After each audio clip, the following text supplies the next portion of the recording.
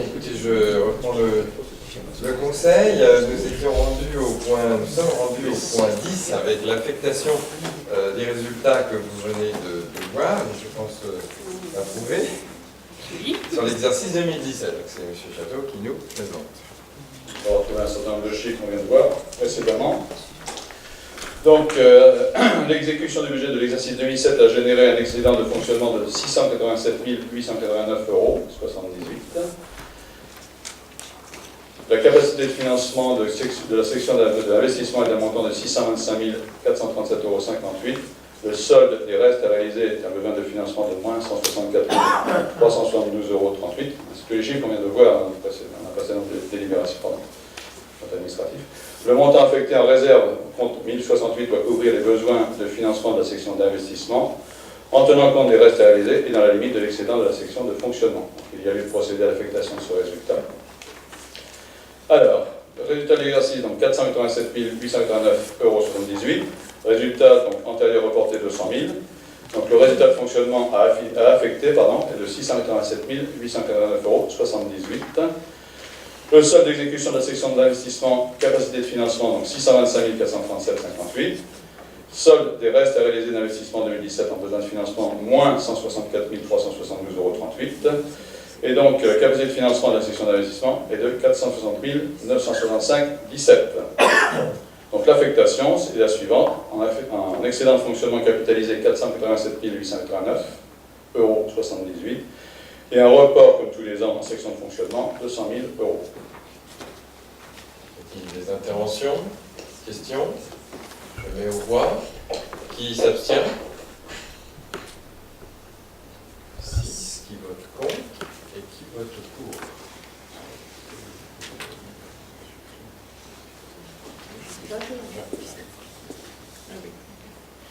Bien, écoutez, nous allons passer maintenant au vote des taux de la fiscalité pour 2018.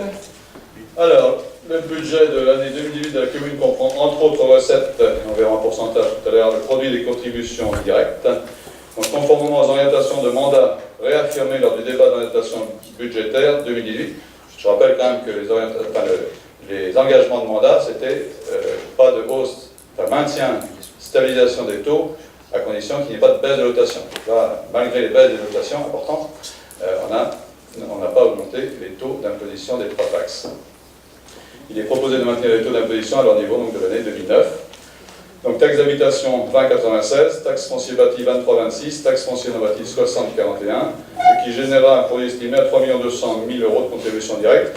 Donc ça ferait une augmentation entre le BP de 2016 et 2017 et 2018 de 3%, sachant que les bases vont augmenter, la revalorisation des bases de 1,1% liée à l'inflation, et on a tablé sur 2%, on était comme toujours prudent.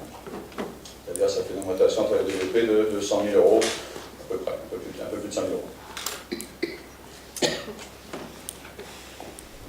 Bien, donc y a-t-il des demandes d'intervention? Bon. Donc je mets aux voix ces taux stables de 2018. Qui s'abstient? 6 qui votent contre et qui votent pour. Toujours 21. Alors nous arrivons maintenant au budget primitif 2018. Avec un petit PowerPoint. Qui arrive.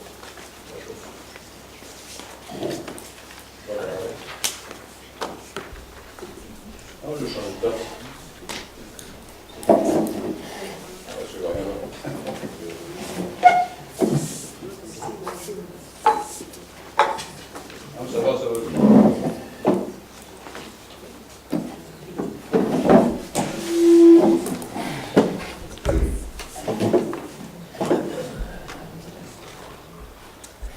Le budget. Ah bah oui, je vais le mettre.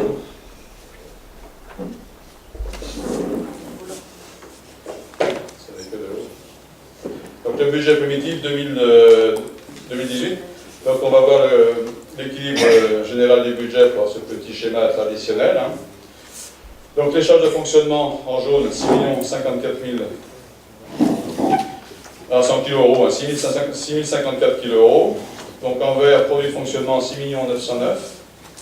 Ensuite, vous avez l'épargne brute 855 kg. L'épargne nette, c'est-à-dire moins le capital en orange de la dette, 190 kg, ce qui fait 665 kg. Donc vous avez les dépenses d'investissement à 2 877 kg.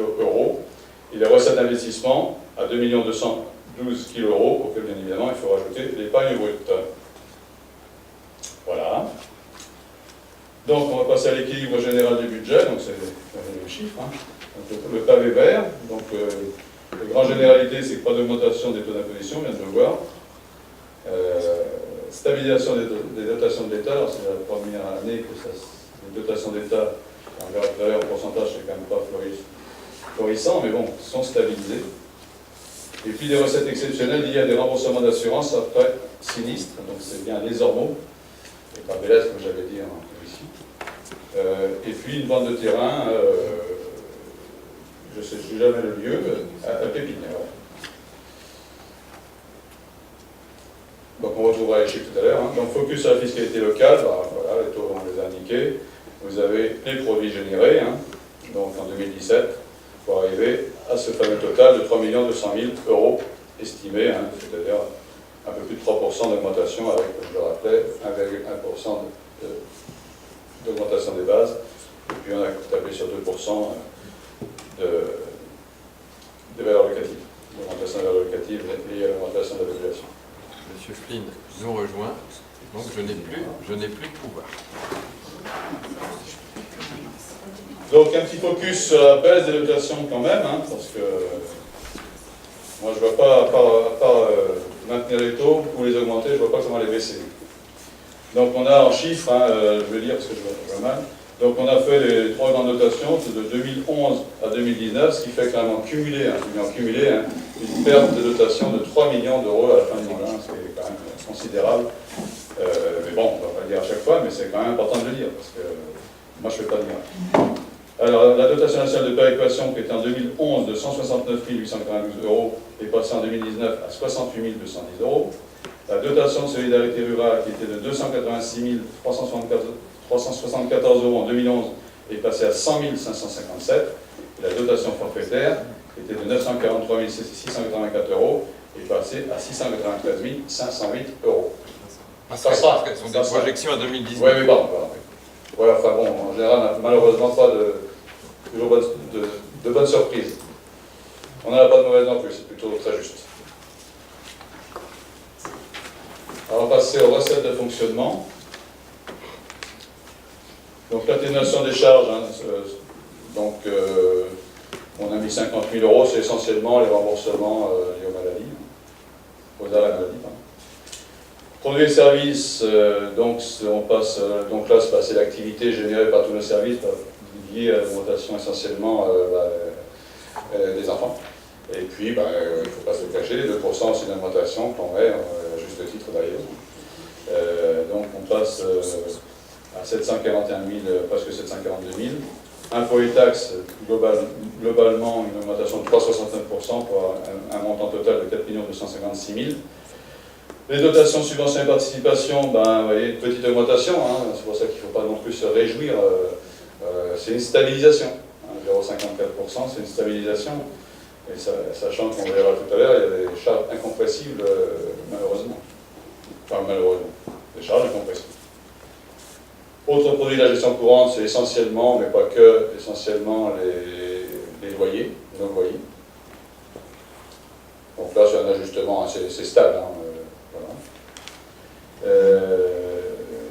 Les recettes exceptionnelles dont on a parlé tout à l'heure, donc liées aux deux opérations, hein, un, le remboursement d'assurance et deux, la vente de terrain, donc 378 000 euros, 536. Et l'affectation des résultats, donc les 200 000 que j'en avais tout à l'heure, l'affectation générale du résultat. Sachant que bien évidemment nous, on compare ce qui est comparable, c'est-à-dire que quand on compare budget à budget, on enlève l'exceptionnel. Donc les recettes de fonctionnement en pourcentage, donc 62% c'est les impôts et taxes. Hein. Donc, vous voyez quand même que ça, on est quand même très très lié, je le dis souvent, mais on a peu de recettes dynamiques. Hein. On entend les voix, on entend les mains, je sais pas. Et voilà, donc on est sujet au bon désiderata de l'État et de ses mesures. c'est quand même 62% de dotation qui est quand même relativement stable. Et le reste, c'est quand même pas excessif, puisque pour les services, c'est 11%. Si vous rajoutez en plus les dotations et subventions de 17%, vous voyez quand même qu'on a très peu de recettes dynamiques. Donc si on ne fait pas ce gros travail sur nos charges avec des services équivalents, voire améliorés, ça devient un exercice très complexe. Alors ensuite, on va passer aux dépenses de fonctionnement. Voilà, on les a. Voilà. Donc, poursuite de l'effort de maîtrise des charges. C'était quelques exemples, on en a parlé en commission. Donc, les ponts radio, les ponts radio pour améliorer toute notre téléphonie, déjà en termes de coût, puisqu'on n'aura plus qu'un abonnement, et puis en termes d'efficacité. On a un CS pratiquement entamé. On va faire un gros travail sur tout notre parc de véhicules, puisqu'on a sur ces tableaux vus en 3 ans le montant des charges générées par des véhicules un peu vieillissants. Et aujourd'hui, on va très rapidement faire un emprunt court terme, au bout de 3 ans, encore, pour renouveler. On va avoir des véhicules qui sont quasiment HS, et puis des véhicules qui sont quand même très fatigués et qui nous coûtent très cher en réparation. Donc on a vraiment intérêt là à faire un suivi et à planifier, puisque le travail est commencé. C'est pratiquement fini dans les écrits, tout le monde. Planifier tout ce parc automobile, puisqu'on a quand même 13, je crois, de véhicules. Et puis une question de sécurité aussi. Les économies d'énergie, on continue toujours, puisqu'on va équiper de, je ne sais pas comment ça s'appelle, le foyer à Breteau, qui est donc très isolé maintenant. C'est une réussite, je trouve, cette réhabilitation du foyer à Breteau. On va changer donc tous les grille-pains, ce qu'on appelle les grille-pains, par des radiateurs vraiment très efficaces. Et puis, bien évidemment, on continue là aussi l'amélioration liée à l'informatique pour là aussi éviter des tâches souvent très répétitives, qui ne sont pas très valorisantes pour le personnel, et puis dégager justement du temps pour refaire cette grande restructuration en interne qui est entamée et qui va nous prendre pratiquement 6 bons mois, voire peut-être un peu plus. Et voilà, ça c'est une réorganisation en interne pour valoriser justement le travail des salariés et puis aussi à effectif constant répondre à la qualité de tous nos services. Donc les dépenses de fonctionnement en chiffres. Voilà. Donc les charges à caractère général qui sont plutôt bien maîtrisées. Bon, cette année on a mis un peu plus, et comme vous le savez, lors de la commission des appels d'offres et lié au sinistre, notre prime, essentiellement prime d'assurance, a singulièrement augmenté, sur plus de 50 000 €. On l'a intégré, bien évidemment, à chaque fois qu'on met un montant, on commence à 1 577 000, donc c'est une augmentation de 5%, c'est pas pour l'atteindre, on va tout faire pour essayer de rester dans l'enveloppe d'1,5 million. Mais bon, on l'a quand même prévu, puisqu'il faut être rationnel. Bon, les charges de personnel, même si, là je le reconnais, il y a eu des choses un peu exceptionnelles l'année dernière, suite à des départs, des remplacements difficiles à effectuer, etc. On est très prudent, puisqu'on est en période normale, je dirais effectif constant, on est plus près des 3% d'augmentation que des 0,69. Mais bon. Donc l'atténuation de produits, 124 000, c'est l'attribution de compensation de 69 000 et quelques. Et puis le FPIC, je vais y arriver. Donc ça aussi, c'est encore une chose qui augmente sans arrêt, c'est une compensation, je vous dis à chaque fois. La métropole étant riche, les communes qui dépendent de la métropole sont à nouveau imposées à travers ce SPIC, fonds de compensation transversal, qui est passé, alors je dis ça de mémoire, 5 000 et quelques, on est à combien cette année? 20 000. Voilà. C'est pas des grosses sommes, mais comme c'est exponentiel, je sais pas où on va arriver, mais enfin bon, c'est encore un peu plus. Et puis, voilà, c'est important aussi, même si c'est un jeu d'écriture, mais pas que. On aurait, si on n'avait pas fait cette planification pour éviter de payer la pénalité liée à la loi SRU, qui était, dans un reçu, le montant 81 000 €. Donc on n'a pas à le payer, puisque, comme vous le savez, on vend des terrains à disposition des terrains à des prix plus qu'attractifs, très bas, des terrains aux bailleurs sociaux, pour construire effectivement des logements sociaux. Les logements sociaux, qu'aujourd'hui on est à 12,90% en tout. Alors c'est un jeu d'écriture soit, parce qu'on pourrait vendre des terrains plus chers, mais en comptabilité c'est différent, parce que là c'est moins de fonctionnement, 80 000 je le disais, et puis dans l'autre sens ça aurait été des recettes exceptionnelles. Donc moi je préfère jouer comme ça, et puis politiquement je trouve ça très très très bien. Donc on est normalement sur un tableau qui devrait nous conduire à ne pas payer cette pénalité jusqu'à la fin du mandat. Et peut-être au-delà. Hein. Alors, les charges financières, c'est le tableau d'amortissement qu'on reprend, 102 000. Hein. Charges exceptionnelles, on le met toujours un peu. Dépenses imprévues, 150 000 euros, on ne change pas, l'équipe qui gagne. Virement à l'investissement, donc 604 000 euros. Dotation aux amortissements, pardon, donc 250 000, mais bien évidemment, on les retrouve en investissement. Et ben, les provisions semi-budgétaires, les 217 000 dont on parlait, ben, voilà, elles n'y sont plus. C'était la fameuse provision pour retour à meilleure fortune liée aux garanties CA. Donc le camembert ensuite, voilà. Donc les charges de personnel, 58%. Alors, moi je ne compare plus, parce qu'à partir du moment où vous avez des effectifs constants, avec une population qui s'accroît, donc déjà effectif constant c'est quand même difficile, sans un effort de réorganisation, il est bien évident qu'à partir du moment où les recettes n'augmentent pas, les charges de personnel vont reprendre un plus gros pavé. Donc c'est voilà. Bon, non, je ne vais pas dire là-dessus. L'autofinancement des investissements. Donc deux composantes de l'autofinancement, donc le virement à la section d'investissement, hein, 600 et quelques, hein, les dotations aux amortissements 250 000, et l'autofinancement des investissements progresse encore donc, de 32% après une précédente augmentation de 65% en 2017. Donc on continue à s'autofinancer, hein, à autofinancer l'essentiel de nos investissements. Voilà, on va continuer. Donc les recettes d'investissement, bon, il y a bien évidemment la FCTVA, hein, puisque quand on bâtit, et c'est le cas de Marais-Bastière, on a un retour l'année suivante de l'investissement, pas à hauteur de 20%, malheureusement, mais bon, c'est déjà pas mal. Que je veux dire d'autre, donc l'emprunt et caution reçue, donc on a mis un emprunt, alors un petit emprunt, 50 000 en général pour les voitures très court terme, hein. On va profiter des taux bas et tout ce que je vous ai expliqué par rapport au suivi de notre parc de véhicules. Et puis, on a prévu un emprunt éventuel quand même, alors sûrement en fin d'exercice, hein, et peut-être pas, on verra, mais je pense que si, pour lier à la réhabilitation des terrains synthétiques, hein, qu'on va exposer en détail lors de la commission, hein, donc terrains synthétiques qui nous soucie, puisqu'on aura un devoir de précaution par rapport à toutes les études qui sont faites sur les terrains synthétiques et surtout ceux qui se trouvent en dessous de la dernière couche. Et puis des normes liées à la ligne. On va essayer de négocier.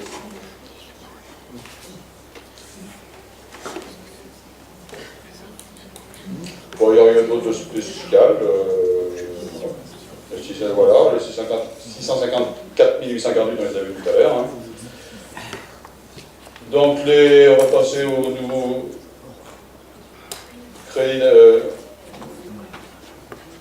Je peux passer au. Non, c'est pas grave. Ouais, donc, vous avez la part d'autofinancement, 28%. Donc, on a remis un peu d'emprunt, justement, 250 000. Hein. Et le FCTVA. Donc on va passer aux opérations d'investissement, juste après.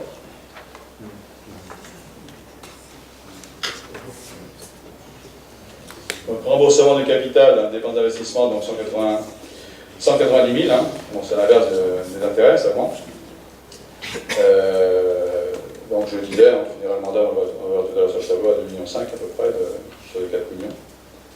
Les dépenses d'investissement, donc 2 876 512. Voilà. Et puis on va passer à une grande liste par opération des investissements futurs. Donc les équipements scolaires enfants-jeunesse, hein, donc réserve foncière des futurs groupes scolaires des Ormeaux.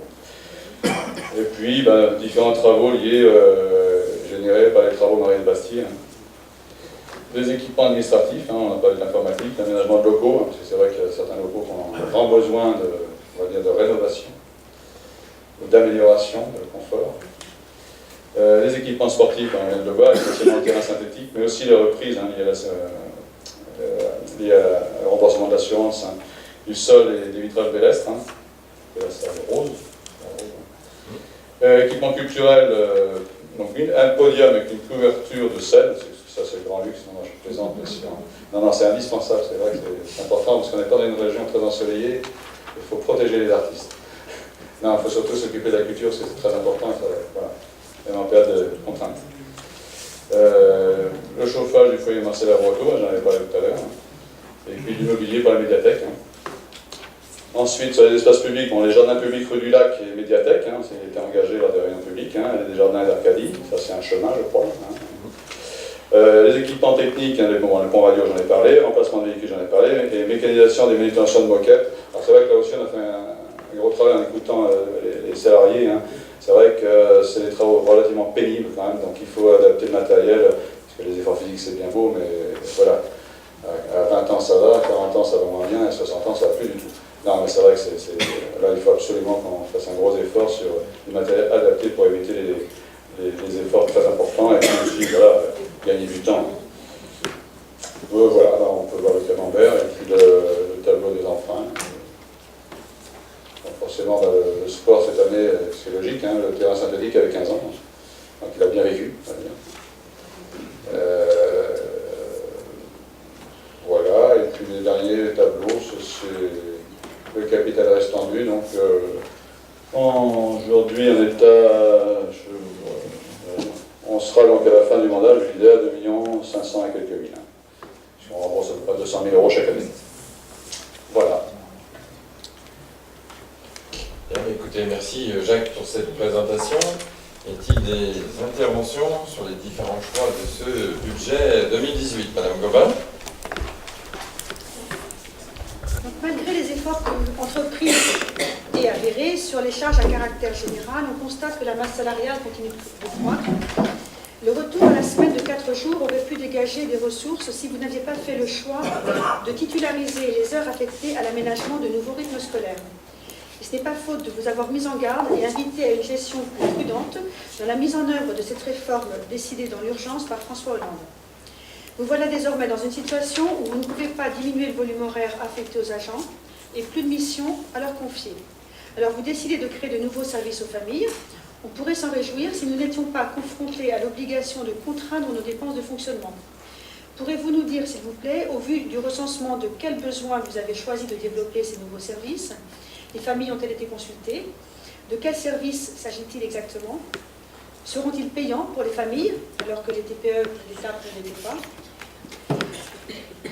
Résultat de cet accroissement des dépenses de fonctionnement, l'autofinancement est insuffisant eu égard au volume global du budget. Il ne permet de satisfaire que des investissements mineurs. Par conséquent, quand il s'agit de financer des investissements plus conséquents, il n'y a d'autre solution que de recourir intégralement à l'emprunt. Je prends pour exemple la rénovation du terrain de foot synthétique, et pour lequel je précise que nous approuvons votre décision de reporter l'opération tant que la toxicité du matériau n'est pas avérée. Notre intervention est à 2 voix. Je propose de passer la parole à Jacques qui va continuer. Oui. Oui, comme vous. C'est vous le maître d'œuvre. Mais... Sauf si vous êtes sur la continuité. Oui, sur la continuité. Je voudrais revenir notamment parce que je voyais Jacques Château qui tiquait sur...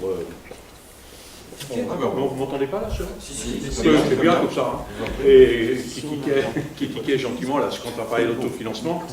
Moi, l'autofinancement, c'est vrai que ça fait plusieurs années qu'on vous met en garde sur la baisse régulière de l'autofinancement, et on est d'accord, tous autour de la table, plus il est faible, plus la commune est pénalisée dans ses investissements. Nous sommes bien d'accord.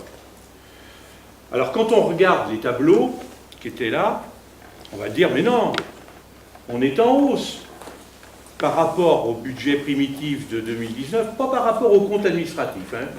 Parce que Jacques Château, il me semble qu'il y avait une petite erreur sur un des slides. J'avais vu budget primitif virement à la section d'investissement, j'ai vu un chiffre de 196 000, il était de 413 000 sur le budget primitif. On est d'accord? Donc il y avait une petite erreur. C'est bien ce que je dis. Mais c'est pas grave. Mais c'est le compte administratif qui ressort à 196. On est d'accord. Donc la comparaison, c'est pas budget primitif à budget primitif. Une DM. On est d'accord. Ben oui, mais faut changer le slide. Juste ça. Non mais ça peut induire ceux qui ont pris moins de temps à lire le budget, ça peut... Me semble-t-il. Bon, ça c'est le premier point. Donc même ça, c'est pas grave. Même ça. 604 000 virements à la session investissement, même par rapport à 413 l'année dernière, c'est mieux. Sauf que les recettes 2018 sont juste majorées de 329 000 qui correspondent aux ventes des terrains de la pépinière. Quand je dis la vente des terrains, le compromis signé en décembre. Je ne sais pas, ils sont peut-être vendus à ce jour, j'en sais rien. Mais ça veut dire qu'on a fait un budget sur un compromis, en intégrant un compromis signé en décembre, dont acte. Mais ça veut dire que si on l'enlève, 329 000 de 604 000, ah, c'est que c'est plus du tout pareil, l'autofinancement. Et là, les chiffres sont beaucoup moins reluisants. Donc, je confirme ce que nous disons depuis un certain nombre d'années, l'autofinancement est trop faible, et de toute façon, à titre personnel, j'espère que c'est partagé, avoir un budget équilibré en affaiblissant le patrimoine, je ne sais pas si c'est bon. C'est un choix, vous le faites, c'est pas grave. 329, il vaut mieux avoir un patrimoine qui a 329 000 de plus que de moins. Voilà. Donc voilà, c'est sûr, je voulais compléter sur la partie autofinancement. Je vais laisser la réponse. Non, je vais juste répondre sur le budget. Je vais laisser Nicole, bien évidemment, répondre sur l'étape, hein, enfin l'avance dans l'étape et les mesures préconisées par rapport à ce que j'ai dit d'ailleurs. D'abord, j'ai dit tout à l'heure une chose très claire. Je compare toujours les budgets de l'exercice PP sans exceptionnel. Ça, c'est le premier point. Toujours. C'est là, toujours. C'est logique. Hein, contrairement à certaines équipes d'ailleurs précédentes. Et puis, le deuxième point, moi je regarde les excédents de toutes les communes proches de strates à peu près identiques, quoique. On a donc un excédent, sans l'exceptionnel bien évidemment, de un peu 150 000 euros de moins que l'année dernière. Ce qui pourrait être inquiétant effectivement.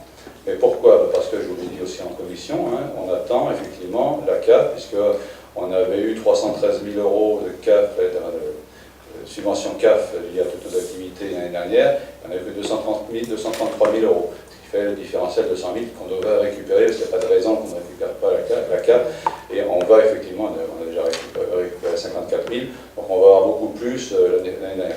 Grosso modo, on a, indépendamment de ce fait-là, quasiment le même excédent que l'année passée. Voilà. Pour le TAP, je laisse la parole. Juste avant l'étape, une petite précision, parce qu'après il ne faut pas qu'il y ait de malentendus. Hein. On est dans une réunion publique et nous sommes filmés. Il n'y a pas de report du terrain de football. Hein. On va essayer de tenir les délais que nous étions fixés, qui étaient de faire ces travaux du synthétique durant l'été. On veut commencer juste après le grand tournoi de football, le tournoi Génération Espoir, pour rouvrir normalement vers le 15 août, mais au plus tard au 1er septembre. Il faut un petit peu des délais pour lancer le marché, puisque nous avons pris la décision de ne pas aller vers un remplissement en matériaux type pneus contenant des polluants, dont tout le monde a pu voir les échos dans la presse et dans les médias. Le gouvernement a décidé de lancer une étude de santé. On pense que cette étude sera très utile, mais on pense qu'elle va prendre un certain temps. Et on ne voudrait pas se retrouver dans une situation où l'étude conclurait à la nocivité de ce type de terrain, et nous on aurait un terrain flambant neuf avec des matériaux comme on a connu depuis 15 ans, donc des petites billes qui sont faites à partir de pneus recyclés. Donc principe de précaution, donc c'est ça en fait, nous prenons bien ce principe de précaution, mais donc dans notre cahier des charges, que nous allons publier le plus rapidement possible, mais il faut réactualiser tout ça, nous demandons un remplissage avec un matériel naturel, un matériau naturel, donc du liège, et on demande en variante, non pas en option, mais une variante, avec le pneu, de façon à avoir juste une information sur le surcoût, puisqu'il y a un surcoût avec le liège, mais on veut être capable de pouvoir mesurer financièrement ce principe de précaution. Il se traduit par un effort financier. On veut savoir exactement de combien il s'agit. Mais l'information, c'est qu'on a bien pris cette décision d'aller vers du liège et qu'on fait tout pour que les délais ne soient pas impactés. Sinon, ce serait embêtant, parce qu'après, la saison va reprendre et le terrain est vraiment, vraiment usé, donc ce serait de ne pas reporter d'une année supplémentaire. Donc voilà, ça c'est un petit correctif. Et puis Mme Chota va vous apporter les éléments. Oui, donc bon, c'est vraiment pas par obligation qu'on n'avait pas titularisé, on avait été extrêmement prudent sur les effectifs au niveau des animateurs. C'est vraiment une question de choix sur ce qu'on peut récupérer au niveau des heures de travail. Alors on a d'abord été à l'écoute des familles, on avait des demandes, on en avait même plus, on n'a pas répondu à toutes les demandes, mais il y a eu des demandes qui étaient anciennes, comme l'ouverture du centre de loisirs à Noël pour une semaine, mais souvent c'est 3 ou 4 jours, puisque vous savez qu'il y a toujours des ponts. C'est une demande très ancienne, et on comprend les familles qui ont vraiment des besoins de garde. Le multi-accueil étant ouvert, ça nous paraissait logique d'aller jusqu'à cette ouverture du centre de loisirs. Alors on va sur cette ouverture. On va proposer aussi sur le temps du midi d'avoir davantage d'animateurs. C'est un temps quand même toujours un peu difficile à gérer. Il y a beaucoup d'enfants. Il y a aussi le nombre d'enfants qui impacte au-delà du reste. On a une montée des effectifs. Donc ça nous paraît intéressant d'utiliser. C'est aussi une demande des parents. On a été à l'écoute de ces demandes-là. Il y a toujours des petits incidents. Plus il y a d'animateurs. Donc on va proposer d'avoir 2 animateurs sur le temps du midi à Maris-Bastier élémentaire, un sur le temps du midi, pareil, en Maris-Bastier maternelle, et un sur Victor Hugo. Et puis, on a aussi la qualité des relations, du travail de communication et de formation. Il y a eu un travail qui a été fait avec l'État, qui a eu des bonnes habitudes, un bon travail vraiment qui s'est passé. Donc, on veut continuer. Donc, on a gardé un petit peu de temps pour ces relations, ces communications. Donc voilà l'effort qui va être fait. Il va y avoir aussi un effort au niveau de l'école de musique. Vous savez qu'au niveau de l'école de musique, on avait un petit peu pris du temps d'intervention d'école de musique dans les écoles pour le donner sur l'étape. Il y avait des interventions de l'école de musique sur l'étape. On va sur les 50 heures, 40-50 heures, en gros, on va pouvoir réaffecter. Il y a aussi le nombre d'enfants. Et ça va au-delà des écoles publiques. Il y a aussi Notre-Dame, puisque les enfants sont traités à pied d'égalité. Donc il y a des demandes de projets sur les écoles publiques et privées, comme sur le temps du centre de loisirs. Donc on va réaffecter du temps qui n'était pas, il n'y avait pas d'obligation. On avait été prudent. On assume pleinement tous ces choix-là, on les assume totalement, parce qu'effectivement, l'occasion aurait pu être belle de faire un certain nombre d'économies à l'occasion de la suppression d'étapes. On va en faire un petit peu quand même, mais on a choisi vraiment deux grands axes, l'écoute, de ce que vous nous demandiez, d'où venaient ces sollicitations, et puis la qualité des services publics. L'écoute, comme Chotard l'a dit, les demandes, elles sont venues des familles, des représentants des familles, du public et du privé. À l'appel, comme à l'API, on a eu des demandes exprimées très clairement, des sollicitations d'ouvrir pour cette période des vacances de Noël, ce qui n'existait pas à part la maison des jeunes. Donc ça, c'est une demande exprimée par la population, auquel elle est ancienne. On avait pour l'instant refusé d'aller dans ce sens, puisque c'était une charge supplémentaire et donc du déficit supplémentaire. Dans la situation dans laquelle on était, il n'en était pas question. Aujourd'hui, on a un petit peu de marge de manœuvre, et on en fait profiter les familles. Et puis les conseils d'école, sur ce que tu as dit à la fin, sur la demande sur, là aussi, nous étions, tant qu'on était en situation extrêmement contrainte, c'était une réponse négative. Nous avions pris des heures sur les heures tout à fait aussi... il n'y a rien d'obligatoire dans le travail qu'on fait, mais c'est un travail extrêmement qualitatif qui est souligné par l'éducation nationale, par l'inspecteur, par les enseignants, par les parents d'élèves, le travail qui est fait dans le public et dans le privé, en termes d'enseignement apporté à tous pour la musique et la danse. Tout à fait libre, là on n'a aucune obligation, on pourrait faire une économie totale, mais ce n'est pas notre choix, parce qu'on apporte à tous les enfants cet apport culturel. On avait réduit, donc là, il y a eu une demande unanime, les 3 conseils d'école du public nous ont tous les 3 demandé à pouvoir rehausser un peu le nombre d'heures. On revenir Pas en totalité. en totalité avant, mais on va pouvoir accompagner les projets, parce qu'il y a certains projets qui n'avaient pas pu se faire faute de budget. Donc on avait réduit sur des heures, le BMD avait fait un effort aussi sur la concertation, sur la préparation. Il y avait un effort réciproque pour les projets quand même reste de qualité, mais on sentait que c'était contraint quoi, avec le nombre d'enfants. Quand on est contraint, il faut forcément faire des choix encore plus draconiens. Là, on peut mettre un petit peu d'huile. Et puis, pareil, sur la qualité, en termes d'encadrement sur le temps de midi, vous savez qu'il n'y a pas de normes très rigoureuses comme on peut avoir sur le périscolaire ou dans nos centres de loisirs. Donc, on se fixe nos propres normes, en fait, et donc on a choisi d'être assez exigeant là-dessus, de renforcer par école le nombre d'adultes sur le temps de midi, qui est quand même assez long, sur lequel on peut avoir des conflits, des petits accidents, et on sait que plus on va avoir d'encadrement, plus on va pouvoir faire baisser ces tensions. Donc voilà, c'est des choix, on les assume complètement. Et on avait pardon Jacques, on avait aussi une obligation. Vous savez que quand on est sur l'étape, et sur le temps de la grande récréation tel qu'on était organisé, au niveau du taux d'encadrement, on pouvait avoir plus d'enfants. Là, on retombe sur du périscolaire, donc on a plus besoin d'animateurs, on a des obligations. Si on veut avoir les subventions de la CAF, il faut que le temps périscolaire soit encadré, tant d'enfants, enfin c'est vraiment carré. Donc là, on a naturellement un besoin de personnel qu'on est obligé de réaffecter de toute façon. Là, on n'a pas le choix. Pas le choix. Là, Donc, par contre, on n'a pas le choix. Mais non, sur les éléments où on a eu le choix, on a fait effectivement ce choix d'améliorer notre service public en direction des familles. On a vu nos demandes, hein, mais bon. Qui nous font quand même un retour très... Enfin, les familles de Bois, ils nous font un retour assez positif de la façon dont on peut s'occuper ensuite de leurs enfants dans nos différents services. Donc voilà les choix qu'on a faits. Et même chose pour l'emploi public. Alors, l'emploi public est souvent décrié, c'est une charge, mais l'emploi public, ça reste quand même de l'emploi. Et donc, nous, on préfère avoir des emplois avec des titulaires plutôt que des emplois de simples vacataires qui sont, d'ailleurs, qu'on a du mal à fidéliser, hein, parce que quand on a quelques heures d'animation, les équipes tournent un peu trop pour pouvoir faire un travail aussi de qualité. Donc, les emplois titulaires permettent de fidéliser. On ne regrette rien. Et, on assume complètement ce choix. Est-ce qu'il y a d'autres questions, interventions? Madame Goba? Merci pour cette précision. Simplement, je voulais vous dire qu'on ne partage pas votre vision budgétaire, donc pour ces raisons, on n'approuvera pas le budget qu'on dit. D'accord, écoutez, je mets aux voix. Donc, qui s'abstient? Qui vote contre? Donc, 6 voix. Et qui vote pour? Alors, je ne vote qu'une fois maintenant, hein, parce que je t'ai remplacé tout à l'heure. Mais ça ne change pas le nom. Voilà, 21. Merci.